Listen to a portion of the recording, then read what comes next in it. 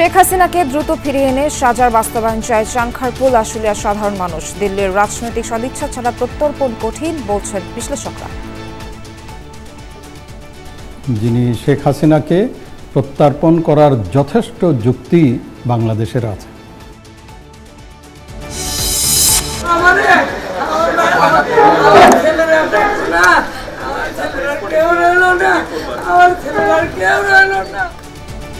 পল্লবীতে খুন হওয়া যুবদল নেতা কিবরিয়ার পরিবারে আহাজারি। ফেব্রুয়ারির নির্বাচন বানচাল করতে পরিকল্পিত হত্যা দাবি সংগঠনের।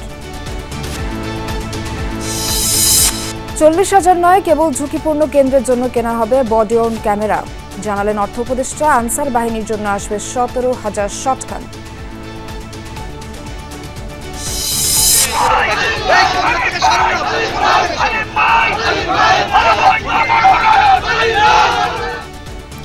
সাতক্ষীরা 2 আসনে বিএনপির প্রার্থী পরিবর্তনের দাবিতে মহাসড়ক অবরোধ করে বিক্ষোভ। জামালপুরে 5টির মধ্যে 3টি আসনে গণসংযোগ চালাচ্ছেন মনোনয়ন বঞ্চিতরা। সন্ধ্যায় বাংলাদেশ ভারত মহরণ, আবেগের ম্যাচে বাজিমাত করতে চান অধিনায়ক জামাল ভুঁইয়া। লাল সবুজ রক্ষণের চিন্তার কারণ অতিথিদের হাই প্রেসিং ফুটবল।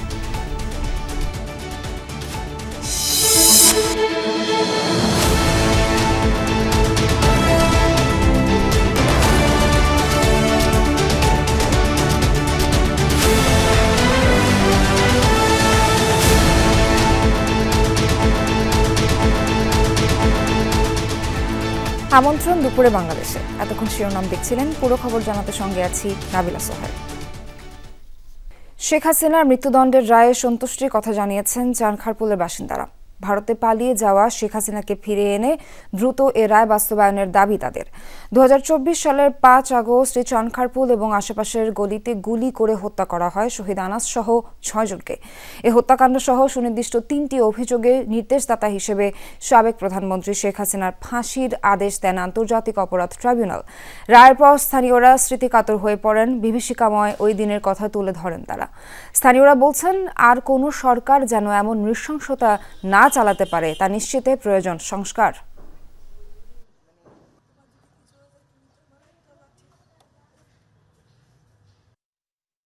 রায়টা যথাযথ হয়েছে। আরো আশা করছি যে রায়টা যেমন খুব দ্রুত কার্যকরিত হয়। আর যেগুলো আরো আসামি বাকি আছে বা বিদেশে পালিয়ে আছে, এদেরকে এনে দেশে যেমন তাদের শাস্তির ব্যবস্থা করা হয়। এগুলো মনে পড়লে আসলে ঠিক থাকতে পারি না। আর যেন ভবিষ্যতে এগুলো না হয়, সবাইকে এটি সজাগ থাকতে বলি, সরকারের প্রতি বিনোদন করি। এমন ফেসিক সরকার যেন আর তৈরি না হয়, সেই ব্যবস্থা করে যাওয়ার জন্য ডক্টর মোহাম্মদ ইউনূসের কাছে রিকোয়েস্ট করছি। আমার তো সন্তুষ্ট হইবই, কারণ আমার ছেলের জীবন চলে গেছে, গুগলিটা বাইরে গেছে। আমার তো এটা বিচার হওয়ার উচিতই। আমি তো বিচারই চাইছি। অবশ্যই আমি খুশি, আদালতে সাক্ষী দিছি আমি। জুলাই আন্দোলনের সময় আশুলিয়ায় গুলি করে হত্যা ও মরদেহ পোড়ানোর অভিযোগে শেখ হাসিনাকে মৃত্যুদণ্ড দেওয়ার রায়ে সন্তুষ্টি জানিয়েছেন স্থানীয়রা। তারা বলছেন, এমন নৃশংস হত্যাকাণ্ডে দৃষ্টান্তমূলক শাস্তি হওয়া উচিত, যাতে সামনের দিনে কেউ আর এমন অপকর্ম করার সাহস না পায়। আশুলিয়া থানার সামনে গিয়ে দেখা যায় 1.5 বছরে জনজীবন পুরোপুরি স্বাভাবিক অবস্থায় ফিরেছে, তবে বুকের ক্ষত শুকায়নি সন্তান হারানো অভিভাবকদের। 24 সালের 5 আগস্টের স্মৃতি স্মরণ করতে গিয়ে এখনো আঁতকে ওঠেন আশুলিয়ার বাসিন্দারা। তারা বলছেন, আদালতের দেয়া রায় নজির স্থাপন হয়েছে, তবে দ্রুত সেই রায় কার্যকর হলেই শান্তি পাবে পুলিশের গুলিতে প্রাণ হারানো নিরীহ মানুষগুলোর আত্মা।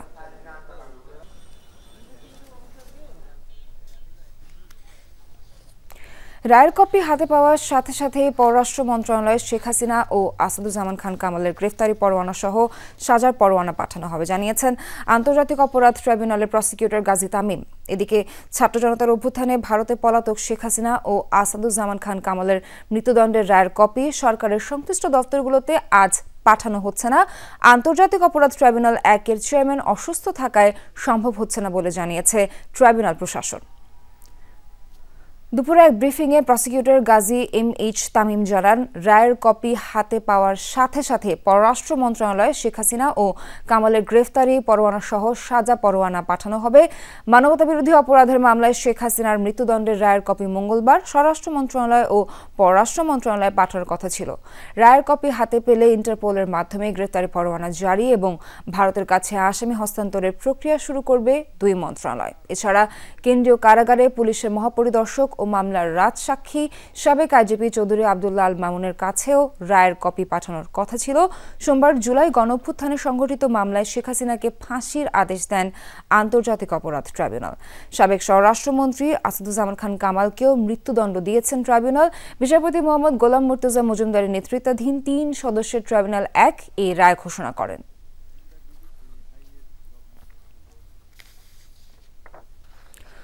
ভারতের রাজনৈতিক সদিচ্ছা না থাকলে শেখ হাসিনাকে ফেরত আনা কঠিন হবে। প্রত্যর্পণ চুক্তি দিল্লির বর্তমান বাস্তবতায় অপ্রাসঙ্গিক বলে মনে করেন বিশ্লেষকরা। তারা বলছেন, একমাত্র ভারতের জনগণ তাদের সরকারকে চাপ প্রয়োগ করে শেখ হাসিনাকে ফেরত পাঠাতে বাধ্য করতে পারে। বিশ্লেষকদের মত, দীর্ঘমেয়াদে দ্বিপাক্ষিক সম্পর্ক ও স্বার্থ বিবেচনায় বর্তমান অবস্থান থেকে এখনই সরে আসার সুযোগ তৈরি হয়েছে ভারতের সামনে। আহমেদ রেজার প্রতিবেদনে থাকছে বিস্তারিত।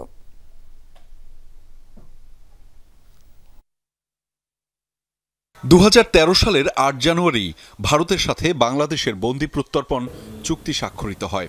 এই চুক্তির আওতায় দুই দেশ একে অপরের কাছে অপরাধী এবং পলাতক আসামিদের হস্তান্তর করতে পারবে। তবে রাজনৈতিক আশ্রয় প্রার্থীদের ফেলা যাবে না এই চুক্তির বাধ্যবাধকতায়। 2016 সালে প্রত্যর্পণ প্রক্রিয়া আরও সহজ করতে চুক্তি সংশোধন করা হয়।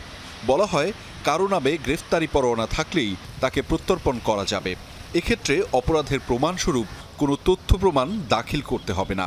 শেখ হাসিনার বিরুদ্ধেও একাধিক মামলায় গ্রেফতারি পরোয়ানা জারি হয়েছে। সংশোধিত চুক্তি অনুসারেই তাকে প্রত্যর্পণ করার কথা বলছে অন্তর্বর্তী সরকার। তবে রাজনৈতিক ব্যক্তি হলেও শেখ হাসিনা মানবতা বিরোধী অপরাধের সাজাপ্রাপ্ত। বিশ্লেষকদের মত, সে কারণেই রাজনৈতিক ব্যক্তির জন্য বিশেষ ধারা কার্যকর হবে না ক্ষমতাচ্যুত সাবেক প্রধানমন্ত্রীর ক্ষেত্রে। শুধু প্রয়োজন দিল্লির রাজনৈতিক সদিচ্ছা। হত্যা, গুম, খুন এইগুলা যদি হয়, এইটাকে কখনো আবার এটাকে রাজনৈতিক চরিত্র বলে আখ্যায়িত করা যাবে না, সংজ্ঞায়িত করা যাবে না। তা মানে রাজনৈতিক মানে এইটার বাইরে কিন্তু হত্যা, গুম, খুন এটা আছে।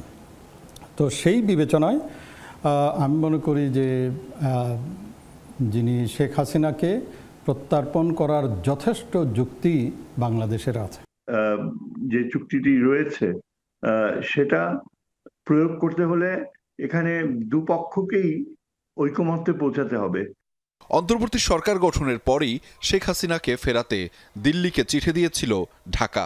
তখন কোনো সাড়াই দেয়নি মোদি সরকার। রায় ঘোষণার পর ভারতের রাজনীতিবিদরা সংবাদ মাধ্যমে বলছেন, শেখ হাসিনাকে ফেরত দেবে না দিল্লি, যা অযাচিত মনে করছেন বিশ্লেষকরা। আমি মনে করি যে রাজনৈতিক সদিচ্ছা সবচেয়ে বড় গুরুত্বপূর্ণ একটা বিষয়। ভারতের রাজনৈতিক সদিচ্ছা যদি থাকে যে তার নেইবার, এবং বিশেষ করে বাংলাদেশ কেন গুরুত্বপূর্ণ, বাংলাদেশ ভারতের একদম পেটের ভেতরে একটা রাষ্ট্র। এইটার অশান্ত হওয়া অথবা ভারত বিরোধী একটা স্ট্যান্স যদি হয়, সেই ক্ষেত্রে যতটুকু আনকমফোর্টেবল হবে। ব্যক্তি নয়, দুই প্রতিবেশী দেশের দ্বিপাক্ষিক সম্পর্কই মুখ্য বলে জানান বিশ্লেষকরা। দিল্লির ইতিবাচক সাড়া পেলেই সম্ভব মৃত্যুদণ্ডপ্রাপ্ত শেখ হাসিনাকে ফিরিয়ে আনা। আহমেদ রেজা, যমুনা নিউজ, ঢাকা। পল্লবী থানা যুবদলের সদস্য সচিব গোলাম কিবরিয়ার পরিবারে শোকের মাতম। হত্যাকাণ্ডে জড়িত বাকিদের দ্রুত গ্রেফতার করে আইনের আওতায় আনার দাবি জানিয়েছেন কিবরিয়ার স্বজনেরা। দুপুরে সোহরাওয়ার্দী মেডিকেল কলেজ হাসপাতালে ময়নাতদন্ত শেষে মরদেহ আনা হয় নিহত কিবরিয়ার পল্লবীর বাসায়।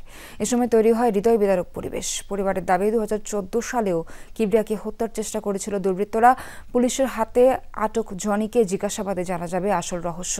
নিহত কিবরিয়াকে দেখতে তার বাসায় আসেন রাজনৈতিক সহকর্মীরা। দাবি তোলেন হত্যার সুষ্ঠু তদন্ত ও বিচারের। গতকাল সন্ধ্যায় পল্লবীর স্ট্রিট ব্লকে দোকানে ঢুকে খুব কাছ থেকে গুলি করে হত্যা করা হয় পল্লবী থানা যুবদলের সদস্য সচিব কিবরিয়াকে। বাদ আসর পল্লবী 2 নং ওয়ার্ড ঈদগাহ মাঠে নিহত জানাজা শেষে মরদেহ নেওয়া হবে গ্রামের বাড়ি চাঁদপুরে। সেখানেই তার দাফন সম্পন্ন হবে। আমার সন্তান দিয়া আল্লাহ তুমি সন্তান লইয়া গেলা, আমার মেয়ে কি করবো, আমার দুই এতিম কি করবো গো আল্লাহ। আমরা আগামী 20 বছরের পল্লবীতে এরকম গোলাম কিবরিয়ার মতো লোক পাবো কিনা আমরা জানি না। আমি এটার দ্রুত বিচার যাচ্ছি, আমার দেশে এটা যদি বিচার না তাহলে বাংলাদেশ থেকে কোনো বিচার হবে না। ও এলাকা নিজের বাড়ি থুয়া আজকে পল্লবীতে কত বছর ওরা ওইখানেও গুলি করতে আসছিল। এটা সুষ্ঠু বিচার অবশ্যই আমরা চাই, যাকে ধরা হয়েছে একে ধরলে এর কাছ থেকে সব বেরোয় আসবে। ফেব্রুয়ারির নির্বাচন বানচালে ভোটের পরিবেশ নষ্ট করতেই যুবদল নেতা গোলাম কিবরিয়াকে হত্যা করা হয়েছে বলে অভিযোগ করেছেন সংগঠনের শীর্ষ নেতারা। তারা বলেন, গোলাম কিবরিয়ার হত্যাকাণ্ড বিচ্ছিন্ন কোনো ঘটনা নয়। রাজধানীর ডিপ্লোমা ইঞ্জিনিয়ার্স ইনস্টিটিউটে দক্ষিণ যুবদল আয়োজিত ধানের শীষের প্রার্থীদের বিজয় নিশ্চিতে করণীয় শীর্ষক মতবিনিময় সভা তারা এসব কথা বলেন। নেতারা বলেন, দেশকে সংকট থেকে উত্তরণে দ্রুত নির্বাচিত সরকার দরকার। ভোট বিলম্বিত করতে বিভিন্ন গোষ্ঠী নানাভাবে কলকাঠি নাড়ছে। গোলাম কিবরিয়ার খুনিদের গ্রেফতারে সরকারকে আরও তৎপর হওয়ার আহ্বান জানিয়ে নেতারা বলেন, যুবদল ধৈর্যের সাথে পরিস্থিতি মোকাবেলা করছে, বাধ্য করলে রাজপথে নামবে। এ সময় যুবদলের নেতাকর্মীদের ফ্যাসিস্ট বিরোধী যোদ্ধা উল্লেখ করে সবাইকে ধানের শীষের পক্ষে কাজ করার নির্দেশ দেন তারা। পরে কাকরাইল থেকে নয়াপল্টনে মিছিল করেন যুবদলের নেতাকর্মীরা।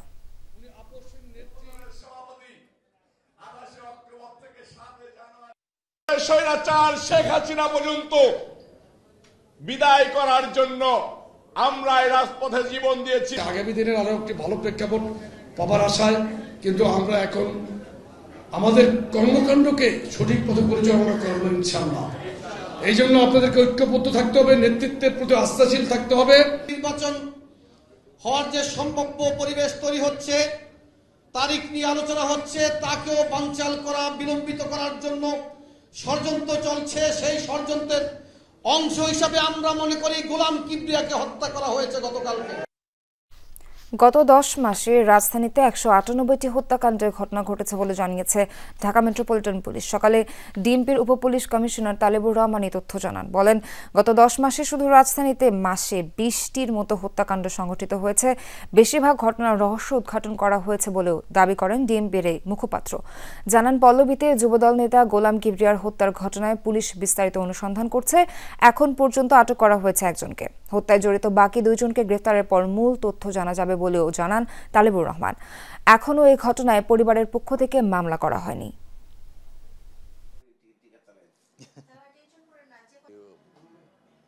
তাদেরকে চিহ্নিত করার কাজ আমরা আরম্ভ করেছি। এই ঘটনায় যে অন্যান্য যারা জড়িত এবং অস্ত্রধারী যারা, তাদেরকে চিহ্নিত করার কাজ আমরা আরম্ভ করেছি। আশা করি খুব দ্রুততম সময়ের ভিতরে ঘটনার প্রকৃত রহস্য উদ্ঘাটন সহ ঘটনার সাথে জড়িতদের আইনের আওতায় নিয়ে আসতে আমরা সক্ষম হব। গত 10 মাসে আমরা যদি রাজধানীতে হত্যাকাণ্ডের ঘটনাগুলো বিশ্লেষণ করি, মোট 198টি হত্যাকাণ্ডের ঘটনা সংঘটিত হয়। আগের সিদ্ধান্ত অনুযায়ী ভোট কেন্দ্রের নিরাপত্তার জন্য 40,000 বডি ওয়ার্ন ক্যামেরা কেনা হচ্ছে না, তবে কেনা হবে ঝুঁকিপূর্ণ কেন্দ্রগুলোর জন্য, যা ইসি ও স্বরাষ্ট্র মন্ত্রণালয় আলোচনা করে ঠিক করবে। দুপুরে সচিবালয় ক্রয় সংক্রান্ত উপদেষ্টা কমিটি, অর্থনৈতিক বিষয় সংক্রান্ত উপদেষ্টা কমিটির বৈঠক শেষে এসব জানান অর্থ উপদেষ্টা ডক্টর সালেউদ্দিন আহমেদ। বলেন, নির্বাচনের আগে আনসারদের জন্য কেনা হবে 17,000 শটগান। আনসারদের অস্ত্র অনেক পুরনো হয়ে গেছে বলেই নতুন শটগান কেনার সিদ্ধান্ত নেওয়া হয়েছে। অর্থ উপদেষ্টা জানান, চাহিদা থাকায় 1 কোটি পাসপোর্ট বই কেনার জন্য বরাদ্দের সিদ্ধান্ত হয়েছে। এছাড়া টিকার সংকটের বিষয়টি বিবেচনা করে ইপিআই টিকাও কেনা হবে। রোজার আগে দাম নিয়ন্ত্রণে রাখতে চাল ও গম আমদানির সিদ্ধান্তের কথাও জানান ডক্টর সালেউদ্দিন।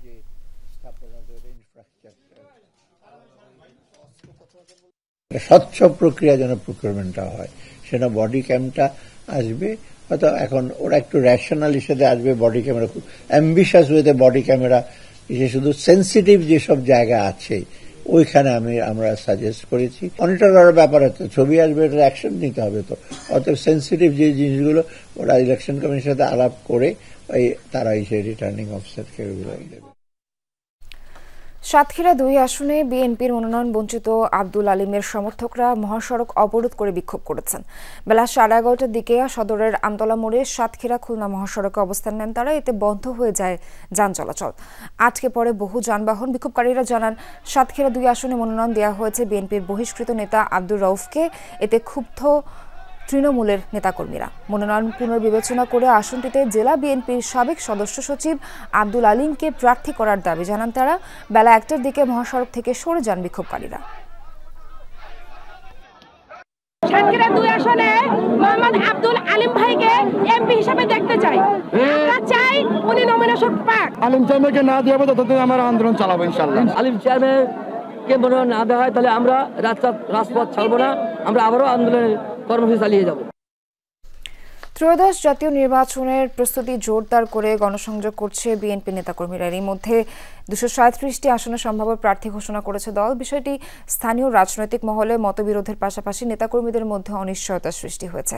তবে সম্ভাব্য শব্দটি থাকায় আসন ভিত্তিকভাবে এখনও আশাবাদী একাধিক প্রার্থী করছেন স্বতন্ত্রভাবে কর্মসূচিও। তবে সম্ভাব্য শব্দটি আঞ্চলিক ও কেন্দ্রীয় পর্যায়ে কৌশলী বার্তা হিসেবে দেখা হচ্ছে। জামালপুরের 5টি আসনের মধ্যে 3টিতেই মাঠে সক্রিয় মনোনয়ন বঞ্চিতরা আরও জানাচ্ছেন সহকর্মী সাগর ফরাজি। এটাকেই ধরে নিতে হবে যে আমাদের সবচেয়ে অ্যাপ্রোপ্রিয়েট প্রার্থী তালিকা। এর মধ্যেও কিন্তু পরিবর্তন হতে পারে। গত 3 নভেম্বর সম্ভাব্য প্রার্থীদের নাম ঘোষণা করা হলেও দলের মহাসচিব মির্জা ফখরুল ইসলাম আলমগীরের বক্তব্যে কিছুটা আশান্বিত হন মনোনয়ন বঞ্চিত নেতারা। দেশের বিভিন্ন স্থানে আন্দোলন সংগ্রাম সংঘাত হলেও জামালপুরে মনোনয়ন বঞ্চিতরা স্বতন্ত্রভাবে গণসংযোগ, পথসভা ও প্রচারণা চালাচ্ছেন। জেলার 5টি আসনের 3টিতেই বিএনপির রাজনৈতিক চিত্র এখন এমন। বঞ্চিতরা মনে করছেন যোগ্যতা বিবেচনায় অন্তর্ভুক্ত হবে চূড়ান্ত প্রার্থীর তালিকায়। বিশ্বাস রাখতে চাই মেলান্দ মাদারগঞ্জের মানুষ যাকে ধানের শীষের পক্ষে প্রকৃত অর্থেই চায় উনি মনোনয়ন পাবেন। ধানের শীষের পক্ষেই শেষ পর্যন্ত কাজ করতে চাই। দলের স্ট্যান্ডিং কমিটি চাইলে যে কোনো সময় এটা পরিবর্তন আনতে পারে, তো সেই পরিবর্তনের অপেক্ষায় আছি আমরা। দলের সিদ্ধান্তে আমাদের সকলের সিদ্ধান্ত। তৃণমূল পর্যায়ে সাধারণ জনগণ কি চায় এটা একটু ছানবিন করে দেখলে আমার মনে ভালো হতো। এবারে জামালপুর 1 আসন থেকে এম রশিদুজ্জামান মিল্লাত, জামালপুর 2 থেকে সুলতান মাহমুদ বাবু, জামালপুর 3-এ মোস্তাফিজুর রহমান বাবুল, জামালপুর 4-এ ফরিদুল কবির তালুকদার শামীম ও জামালপুর 5 থেকে শাহ মোহাম্মদ ওয়ারিস আলী মামুন দলীয় মনোনয়ন পেয়েছেন। এর মধ্যে জামালপুর 2 আসনে ASM আব্দুল হালিম ও শরীফুল ইসলাম খান ফরহাদ, জামালপুর 3 আসনে সাদিকুর রহমান সিদ্দিকী শুভ ও AKM এহসানুল হক মঞ্জু, জামালপুর 4 আসনে সালিমা তালুকদার আরনি আলাদাভাবে ধানের শীষের হয়ে ভোট চেয়ে গণসংযোগ করছেন। দলের এই সিদ্ধান্ত পরিবর্তন না হওয়ার আশাবাদী মনোনীতরা। ঐক্যের সাথে ধানের শীষের জয় আনতে সবার সহায়তা চান তারা। সবাই যেন ঐক্যবদ্ধ হয়ে মানুষকে সংঘবদ্ধ করে, মানুষকে ঐক্যবদ্ধ করে, মানুষকে সামিল করে আগামী নির্বাচনে, আগামী ভোট যুদ্ধে যেন তারা ঝাঁপিয়ে পড়েন। আসুন আমরা এক হয়ে ঐক্যবদ্ধ হয়ে দেশ এবং জাতির প্রয়োজনে এবং আগামী নির্বাচনে আমরা এক হয়ে ঐক্যবদ্ধ হিংসা বিদ্বেষের ঊর্ধ্বে থেকে আমরা দলের জন্য কাজ করি। যারা দল করে দলের উচ্চ পর্যায়ে যে সিদ্ধান্ত দিবে তার বাইরে কেউ ওই সামান্য একটু নোংরামে মনে করে যে একটা পর্যায়ে আছে, ওই পর্যায়ে যাওয়ার সুযোগ নেই। তবে 16-17 বছরে তৃণমূলের পাশে থাকা শক্তি ও ভোটারদের আস্থার জায়গা ঠিক রেখেই প্রার্থী বাছাই হয়েছে বলে মনে করেন জেলা ও উপজেলার নেতারা। দলের সিদ্ধান্ত প্রতীক নিশ্চিত করে দিয়েছে। এরপরে যদি আপনি মাঠে এসে সেটা বলেন আমি আমার এটাই শেষ না, এরপরে ডিসিশন হবে, তাহলে এগুলো আমাদের ভোটারদের, সাধারণ কর্মীদেরকে একটা বিভ্রান্ত করে। জামালপুরে যে 5টি আসনে নির্বাচনের মনোনয়ন ঘোষণা করা হয়েছে, এই 5টি আসনে পরিবর্তন হওয়ার কোনো সম্ভাবনা আছে বলে আমি মনে করি না। সম্ভাব্য শব্দটি একটি শূন্যস্থান তৈরি করেছে, তাই দ্রুত চূড়ান্ত সিদ্ধান্ত দিলে নেতাকর্মী ও প্রার্থীরা স্বস্তি পাবে বলে মনে করেন রাজনৈতিক সচেতনরা। কেন্দ্রকে মনোনয়ন বঞ্চিত প্রার্থীদের কর্মকাণ্ড জানানো হয়েছে বলে জানালেন জেলা বিএনপির নেতারা। বিএনপির মতো একটা বৃহৎ দলের নীতি নির্ধারকরা যেন দ্রুত সময়ের মধ্যে চূড়ান্ত প্রার্থী ঘোষণা করে এবং দলীয় যে স্ট্রিক্টনেসটাকে সুদৃঢ় করে। গত 17 বছরের সার্বিক অবস্থান বিবেচনা করে এখানে প্রার্থী তালিকা ঘোষণা করা হয়েছে। এখানে প্রার্থীর যদি নিতান্ত কোনো অযোগ্যতা প্রমাণিত না হয় তাহলে আমার ধারণা এখানে মনোনয়ন পরিবর্তন হওয়ার কোনো সম্ভাবনা নাই। সাগর ফরাজি, যমুনা নিউজ, জামালপুর। ধানমন্ডি ৩২ নম্বরে শেখ মুজিবুর রহমানের বাড়ি খেলার মাঠ বানাতে ছাত্র জনতার বুলডোজার কর্মসূচি নিয়ে দিনভর চলা উত্তেজনা গড়িয়েছে গতকাল রাত পর্যন্ত। তবে বর্তমানে পরিস্থিতি অনেকটাই স্বাভাবিক। সকাল থেকে ধানমন্ডি ৩২ এলাকা আইনশৃঙ্খলা বাহিনীর নিয়ন্ত্রণে, ফলে পরিস্থিতি এখন স্বাভাবিক রয়েছে। এদিকে ২৪-এর গণঅভ্যুত্থানের পর ভেঙে ফেলা বঙ্গবন্ধুর বাড়িটি এবার ধুলোয় মিশিয়ে দেওয়ার ঘোষণা দেয় বিক্ষুব্ধ শিক্ষার্থীরা। সোমবার সকাল থেকে তা প্রতিরোধে তৎপর ছিল আইনশৃঙ্খলা বাহিনী। সোমবার সন্ধ্যায় সেনা সদস্যরা পান্থপথ, কলাবাগান ও সুভানবাগমুখী সড়কে কঠোর অবস্থান নেয়। ধানমন্ডি ৩২-এ তৈরি হয় সুরক্ষা বলয়। আন্দোলনকারীরা এখানে অবস্থান নিয়ে রাখে রাত পর্যন্ত। হঠাৎ দল বেঁধে ধানমন্ডি ৩২-এর দিকে যেতে নিলে আবারও সাউন্ড গ্রেনেড ছড়ে পুলিশ, লাঠিচার্জ করে সেনা সদস্যরা। ধাওয়া পাল্টা ধাওয়ায় ঘটনা পুলিশ সদস্য সহ আহত হন বেশ কয়েকজন বিক্ষোভকারীও।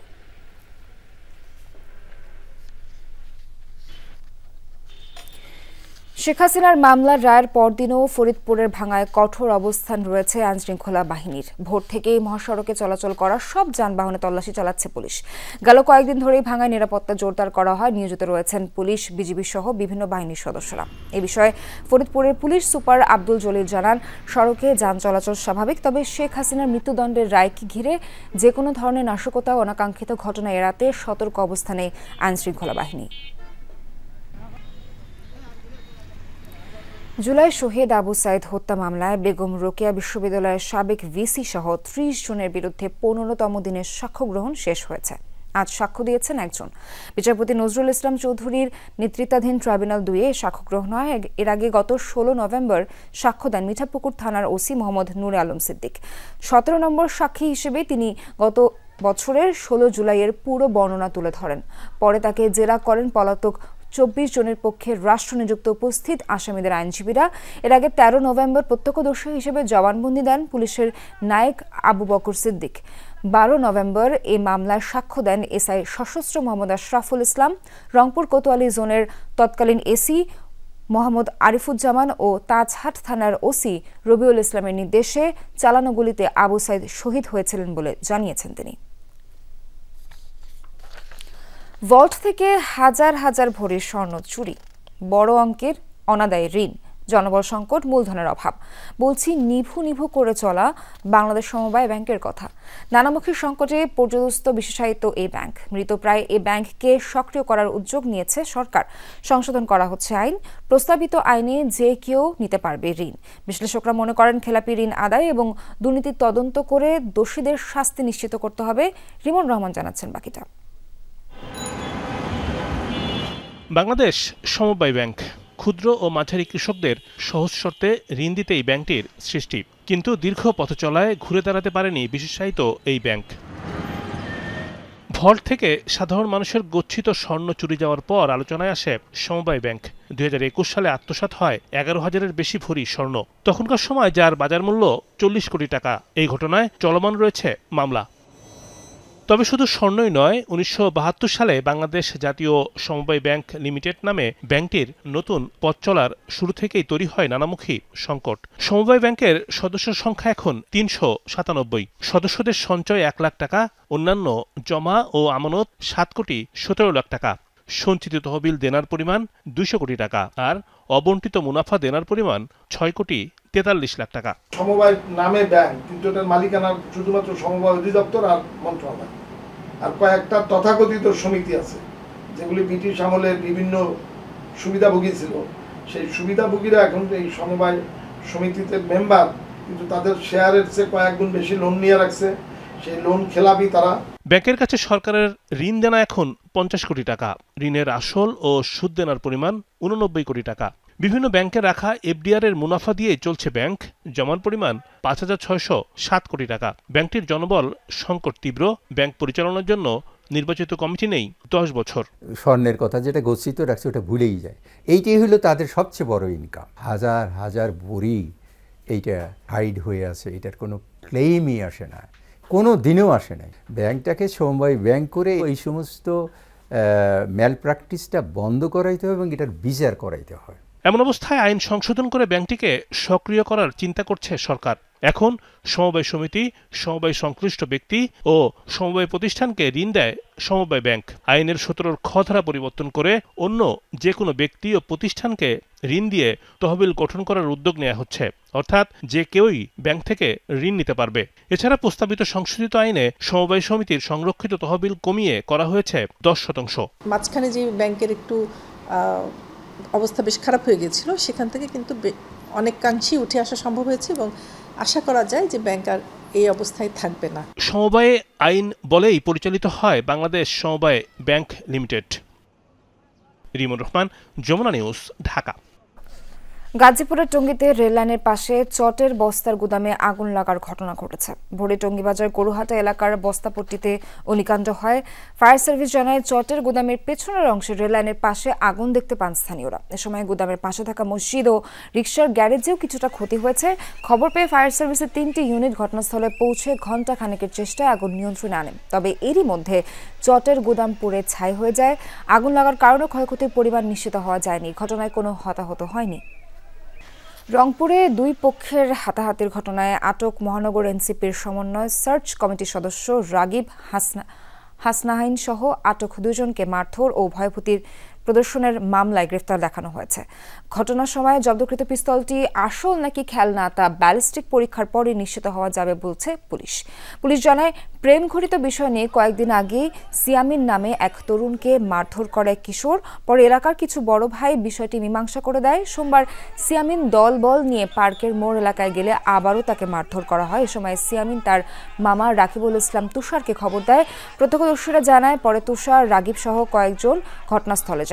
এক পর্যায়ে ওই কিশোরের মাথায় পিস্তল ঠেকায় তুষার। এ সময় ঘটনাস্থলে উপস্থিত অন্যরা তুষার ও রাগিবকে পিটুনি দিয়ে পুলিশের হাতে তুলে দেয়। উদ্ধারকৃত পিস্তলটি আসল হলে অস্ত্র আইনেও মামলা করা হবে বলে জানিয়েছে পুলিশ। পিস্তল সদৃশ বস্তু হলে তো অস্ত্র আইনে মামলা হয়। যদি এটা পিস্তল হয়, এটা যদি ফায়ারিং পেয়ে থাকে এবং এটা যদি এটা যদি মানুষকে লেথাল ওয়েপন হিসেবে ইউজ করা যায়, তবে তার বিরুদ্ধে আইনগত ব্যবস্থা বা অস্ত্র আইনে ব্যবস্থা নেওয়া হবে। শত বছরের ঐতিহ্য মেনে অগ্রহায়ণের তৃতীয় দিনে বগুড়ার শিবগঞ্জে বসেছে মাছের মেলা। 150 বছরেরও বেশি সময় ধরে নবান্ন উপলক্ষে আয়োজন করে থাকেন স্থানীয়রা। ভোরে শুরু হয় এবারের মেলায় রুই, কাতল, চিতল, বোয়াল, কার্প সহ বিভিন্ন জাতের মাছের পসরা সাজিয়েছেন শতাধিক দোকানি। 5 কেজি থেকে শুরু করে 20 কেজি ওজন পর্যন্ত বিভিন্ন জাতের মাছ কিনতে মেলায় দর্শনার্থীদের উপচে পড়া ভিড়। বড় আকর্ষণ মাছ থাকলেও সদ্য তোলা আলু, ফুলকপি, শিম সহ শীতকালীন বিভিন্ন সবজির বেচাকেনাও এই মেলার আরেকটি ঐতিহ্য। গ্রামীণ মেলার অপরিহার্য অংশ হিসেবে নানান ধরনের মিষ্টান্ন আর বগুড়ার দইয়ের বেচাকেনাও বেশ জমে উঠেছে। একদিনের এই আয়োজন ঘিরে আশপাশের 20 থেকে 22টি গ্রামে উৎসবের আমেজ থাকে সপ্তাহ জুড়ে। ব্রিগেড, কাতল, বিলাট কাপ, রুই, বিভিন্ন মনে করেন বড় বড় রুই, সিলভার লবণের জন্য এই এলাকার আত্মসম্মানকে দাওয়াত করে এবং খুব আনন্দ পায় এবং এই উপলক্ষে মেলা লাগে। আমাদের আশেপাশের যে এলাকার মানুষজন আছে, এই নবান্ন উৎসব নিয়ে এরা সবসময় একটা উত্তেজিত একটা থাকে, উচ্ছ্বাস থাকে। প্রথমবারের মতো একসাথে চট্টগ্রামে 5 পয়েন্টে বসতে যাচ্ছে ব্রেস্ট ফিডিং কর্নার। পরের ধাপে স্থাপিত হবে আরও। দুগ্ধপোষ্য শিশুদের নিয়ে ঘরের বাইরে কাজে বের হওয়া মায়েদের ভোগান্তি লাঘবে ভিন্নধর্মী এই উদ্যোগ নিয়েছে ডাকবাক্স ফাউন্ডেশন। প্রথম ধাপে কারাফটকে রেল স্টেশনে ও 3টি বিনোদন স্পটে বসবে এই কর্নার। কেন্দ্রীয় কারাগারের সামনে নোটিশ বোর্ডে টাঙানো জামিন প্রাপ্তিদের তালিকা। কোলে শিশু নিয়ে সেই তালিকায় স্বামীর নাম খুঁজছেন এই নারী। তার মতো অনেক মা প্রতিদিন কোলের শিশু নিয়ে ঘন্টার পর ঘন্টা জেল গেটে অপেক্ষা করেন। তাদের জন্য সেখানে নেই কোনো বিশ্রামাগার। এমনকি শিশু কান্না করলেও খাওয়াতে পারেন না বুকের দুধ। রুমের আর কি বাচ্চা দুধ খাওয়ার জন্য না, বাচ্চাদেরকে সময় দেওয়ার জন্য, বাচ্চাদেরকে দুধ খাওয়ানোর জন্য একটা নিরাপত্তা হয়তো যদি একটা রুম থাকতো। এখন রাস্তায় বসে তো আর বাচ্চাদেরকে খাওয়ানো যায় না।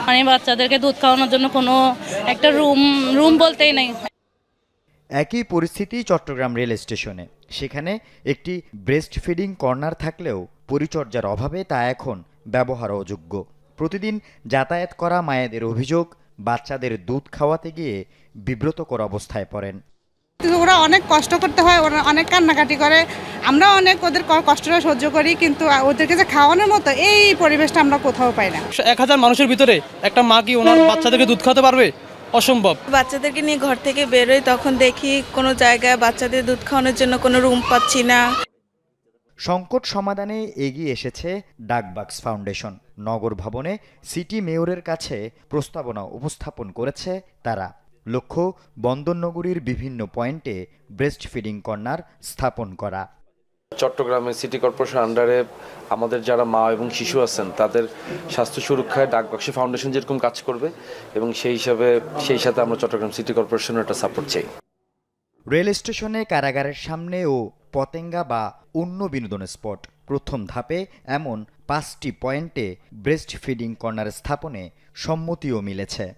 পরিচ্ছন্ন বিভাগ আছে, আমার যে কনজারভেন্সি ডিপার্টমেন্ট আছে, আমার যে ইঞ্জিনিয়ারিং ডিপার্টমেন্ট আছে তাদের সাথে, এবং স্টেট ডিপার্টমেন্ট আছে, তাদের সাথে কথা বলে আমরা পরবর্তী বিষয়গুলো নির্ধারণ করব। শুধু এই বিষয়েই নয়, চট্টগ্রামের শিক্ষার্থীদের মানসিক স্বাস্থ্য সুরক্ষা নিয়েও কাজের আগ্রহ প্রকাশ করেছে ফাউন্ডেশনটি। আল আমিন শিকদার, যমুনা নিউজ, চট্টগ্রাম। ভেনেজুয়েলার সাথে সম্ভাব্য যুদ্ধের প্রস্তুতি হিসেবে ক্যারিবীয় অঞ্চলে পরিত্যক্ত নৌঘাঁটি সংস্কার করছে যুক্তরাষ্ট্র। রয়টার্সের এক অনুসন্ধানী প্রতিবেদনে উঠে এসেছে এই তথ্য। বার্তা সংস্থাটির তোলা বেশ কয়েকটি ছবিতে মিলেছে এর প্রমাণ। ছবিগুলোতে দেখা গেছে পুয়ের্তো রিকোতে স্নায়ু যুদ্ধকালীন নৌঘাঁটি রুজভেল্ট রোডস নাভাল বেজে চলছে ব্যাপক নির্মাণ কাজ। একসময় আলোচিত এই ঘাঁটি 2004 সালে বন্ধ করে দিয়েছিল ওয়াশিংটন। ক্যারিবীয় অঞ্চলে মাদক নির্মূলের অজুহাতে যুক্তরাষ্ট্রের ব্যাপক সামরিক উপস্থিতির জবাবে পাল্টা রণপ্রস্তুতি নিচ্ছে ভেনেজুয়েলাও। এমন পরিস্থিতিতে যুদ্ধবিধ্বস্ত বিশ্বে নতুন আরেকটি সংঘাতের শঙ্কা ক্রমেই তীব্র হচ্ছে। একাধিকবার ভেনেজুয়েলার ভূখণ্ডে হামলার সম্ভাবনা উড়িয়ে দিয়েছে যুক্তরাষ্ট্র। তবে অঞ্চলটিতে তাদের কর্মকাণ্ড দিচ্ছে ভিন্ন ইঙ্গিত। বিপুল সামরিক সদস্য, যুদ্ধজাহাজ, পারমাণবিক শক্তিসম্পন্ন সাবমেরিন পাঠিয়েছে দেশটি। সবশেষ মোতায়েন করেছে বিশ্বের সবচেয়ে বড় রণতরী জেরাল্ড আর ফোর্ট। 1994 সালের পর এটি ক্যারিবীয় অঞ্চলে যুক্তরাষ্ট্রের সবচেয়ে বড় সামরিক উপস্থিতি। সম্ভাব্য যুদ্ধের প্রস্তুতি হিসেবে এখন নিজেদের নিয়ন্ত্রণে থাকা ক্যারিবীয় দ্বীপ পুয়ের্তো রিকোতে 20 বছর ধরে বন্ধ থাকা স্নায়ুযুদ্ধের সময়ের নৌঘাঁটি সংস্কার করছে যুক্তরাষ্ট্র। বার্তা সংস্থা রয়টার্সের অনুসন্ধানী প্রতিবেদন বলছে, রুজভেল্ট রোডস নাভাল বেজ নামের ঘাঁটিতে চলছে ব্যাপক নির্মাণ কাজ। এসব কর্মযজ্ঞের বেশ কয়েকটি ছবিও প্রকাশ করেছে রয়টার্স। সোভিয়েত ইউনিয়নের সাথে স্নায়ুযুদ্ধের সময় কৌশলগতভাবে বেশ গুরুত্বপূর্ণ ছিল এই ঘাঁটি। একসময় বিশ্বের অন্যতম বড় নৌঘাঁটিটি অবশ্য 2004 সালের পর আর ব্যবহার করেনি ওয়াশিংটন। রুজভেল্ট ঘাঁটি ছাড়াও পুয়ের্তো রিকো, ভার্জিন আইল্যান্ডের বিমানবন্দরেও বিভিন্ন ফ্যাসিলিটি স্থাপন করছে দেশটি। এ দুটি ভূখণ্ড ভেনেজুয়েলা থেকে মাত্র 500 মাইল দূরে অবস্থিত। একাধিক সামরিক বিশ্লেষক ও মার্কিন কর্মকর্তার দাবি, দেশটিতে ট্রাম্প প্রশাসনের সম্ভাব্য হামলারই আভাস এই তৎপরতা। দক্ষিণ ক্যারিবীয় অঞ্চলে যুক্তরাষ্ট্র ব্যাপকভাবে সামরিক উপস্থিতি বাড়াচ্ছে। মার্কিন নৌবাহিনীর মোট সক্ষমতার 10%ই এখন এই এলাকায় রয়েছে। ক্যারিবীয় অঞ্চলে সাধারণত যুক্তরাষ্ট্রের সামরিক উপস্থিতি কম থাকে, কাজেই তাদের এই তৎপরতা স্বাভাবিক নয়। গত সেপ্টেম্বর থেকে এ পর্যন্ত ভেনেজুয়েলার আশপাশে মাদক পাচারের অভিযোগে 14টি নৌযানে হামলা চালিয়েছে যুক্তরাষ্ট্র, যাতে প্রাণ গেছে অন্তত 61 জনের। মোস্তফা মাহমুদ, যমুনা নিউজ। ইসরায়েলকে তেল সরবরাহকারীর প্রধান দুটি দেশই মুসলিম। তেল আবিবের দৈনিক অপরিশোধিত তেল আমদানির প্রায় 70% যোগান দেয় কাজাখস্তান ও আজারবাইজান। গাজার নৃশংস হত্যাযজ্ঞ চলাকালেও ইসরায়েলকে তেল দিয়ে সাহায্য করেছে মোট 25টি দেশ। বৃহস্পতিবার বেসরকারি সংস্থা অয়েল চেঞ্জ ইন্টারন্যাশনাল প্রকাশিত একটি নতুন প্রতিবেদনে এসব দাবি করা হয়েছে। গাজায় আগ্রাসনের সময়ও ইসরায়েলের সাথে তেল বাণিজ্য চালিয়ে গেছে অনেক মুসলিম দেশ। এগুলোর মধ্যে শীর্ষ অবস্থানে রয়েছে কাজাখস্তান এবং আজারবাইজান। বেসরকারি সংস্থা অয়েল চেঞ্জ ইন্টারন্যাশনালের নতুন প্রতিবেদনে উঠে এসেছে এই তথ্য। যুদ্ধ চলাকালে তেল আবিবের মোট অপরিশোধিত তেলের 70% এসেছে এই দুই দেশ থেকে। উপত্যকায় ইসরায়েলি হামলা চলাকালে মোট 25টি দেশ তেল সরবরাহ করেছে ইসরায়েলকে, এমন একটি তালিকা প্রকাশ করেছে সংস্থাটি। জানিয়েছে তেল আবিবে পরিশোধিত জ্বালানি পাঠানো দেশগুলোর মধ্যে শীর্ষে রয়েছে রাশিয়া, গ্রিস এবং যুক্তরাষ্ট্র। তালিকায় আছে ভারতও। তবে যুক্তরাষ্ট্রই একমাত্র দেশ হিসেবে সামরিক বিমান চালনায় ব্যবহৃত জ্বালানি JP-8 সরবরাহ করেছে। পশ্চিমা দেশগুলোর পাশাপাশি এ তালিকায় নাম রয়েছে তুরস্ক, মিশরের মতো বেশ কয়েকটি মুসলিম দেশেরও। OCI-এর দাবি, ইসরায়েল যখন গাজায় গণহত্যা চালাচ্ছিল, এসব দেশ পুরোপুরি জেনে বুঝেই তেল আবিবকে জ্বালানি সরবরাহ করেছে। গণহত্যায় নিজেদের ভূমিকার স্বীকারোক্তি এবং ইসরায়েলের প্রতি জ্বালানি সরবরাহ বন্ধে রাষ্ট্রগুলোর প্রতি আহ্বান জানিয়েছে সংস্থাটি। গাজায় তেল আবিবের আগ্রাসনের 2 বছরে বরাবরই মুসলিম দেশগুলোর প্রতি ইসরায়েলকে তেল সরবরাহ বন্ধের আহ্বান জানিয়েছে বিভিন্ন সংস্থা। একই দাবিতে রাজপথে নেমেছে বহু দেশের মানুষ। তবে সেসব তোয়াক্কাই করেনি দেশগুলো। অস্মিতা বিশ্বাস, যমুনা নিউজ। একের পর এক অত্যাধুনিক যুদ্ধবিমান ঝড় তুলেছে দুবাই এয়ার শোতে। আলোচনায় রাশিয়ার 5ম প্রজন্মের যুদ্ধবিমান সুখোই 57। শক্তিমত্তা প্রদর্শন করে আলোড়ন সৃষ্টি করেছে চীন কিংবা ভারতের তৈরি ফাইটার জেটও। সমরাঙ্গনের আকাশযান ছাড়াও এবারের প্রদর্শনীতে ভিন্ন মাত্রা যোগ করেছে বোয়িং ও এয়ারবাসের উড়োজাহাজগুলো।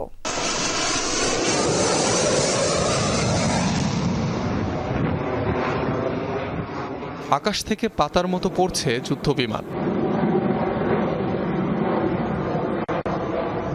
ফাইটার জেটের বিশেষ এই ম্যানিউভারের নাম ফলিং লিফ, যে কৌশলে বরাবরই পারদর্শী রাশিয়ার 5ম প্রজন্মের সুখোই 57 যুদ্ধবিমান। দুবাই চলমান এয়ার শোতে এভাবেই দর্শকদের নজর কাড়ে আকাশযানটি। বিশ্বের বিভিন্ন প্রান্ত থেকে আকাশযান জড়ো করা হয়েছে দুবাইয়ে। নানা সক্ষমতা আর শক্তিমত্তার নজির দেখিয়ে দৃষ্টি আকর্ষণ করছে সম্ভাব্য ক্রেতাদের। এয়ার শো উপলক্ষে যুক্তরাষ্ট্র থেকে শুরু করে রাশিয়া, চীন সহ প্রযুক্তিগতভাবে এগিয়ে যাওয়া প্রায় সব দেশেরই যুদ্ধযান ভিড়েছে দুবাইয়ে। আলোচিত মার্কিন যুদ্ধবিমান F-35 ঘিরে দর্শকদের আকর্ষণ ছিল চোখে পড়ার মতো। আকাশে সরব উপস্থিতির মাধ্যমে নিজের জাত চিনিয়েছে যুদ্ধবিমানটি। আকাশে গর্জন তুলেছে ভারতীয় তেজস ফাইটার জেটও। 4.5 জেনারেশনের এয়ারক্রাফটটি দেশীয়ভাবে নির্মিত ভারতের প্রথম যুদ্ধবিমান। একই মঞ্চে দেখা গেছে চীনা প্রযুক্তিতে তৈরি পাকিস্তানের JF-17 ফাইটার জেটকে। শুধু সামরিক বিমানই নয়, যাত্রীবাহী উড়োজানেরও নজরকাড়া উপস্থিতি ছিল দুবাইতে। C919 নামের জেটলাইনার সিরিজকে এবারই প্রথম মধ্যপ্রাচ্যের মঞ্চে পরিচয় করিয়ে দিয়েছে চীন। প্রতিদ্বন্দ্বী বোয়িং কিংবা এয়ারবাসও তাদের উড়োজাহাজ দিয়ে ক্রেতাদের মন জয়ের চেষ্টা করেছে। অস্ত্রশিল্পের জন্য বড় মঞ্চ হিসেবে বিবেচিত দুবাই এয়ার শো, আর তাই জেট ইঞ্জিন থেকে শুরু করে মিসাইল, ড্রোন, এমনকি গ্লাইড বোমাও স্থান পেয়েছে এবারের আয়োজনে। আগামী 21 নভেম্বর পর্যন্ত চলবে প্রদর্শনীটি। অনিক রহমান, যমুনা নিউজ।